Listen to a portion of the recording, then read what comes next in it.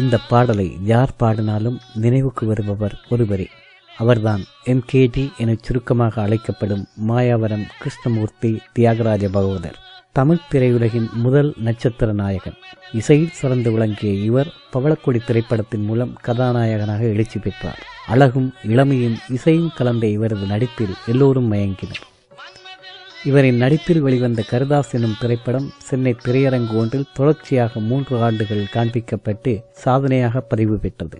கலையுலகின் உச்சம் தொற்றிருந்த இக்கலைஞனின் பெருவாழ்வு ஒரு கொலை குற்றச்சாட்டிலும் 2 வருட சிறை வாழ்விலும் சிதைந்து போனது.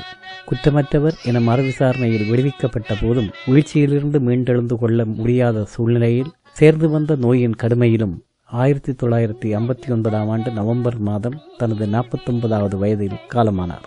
இவர் பிறந்தது 1910 ஆண்டு மார்ச் மாதம் 1ஆம் தேதி. இன்று அவரது 112வது பிறந்த தினம்.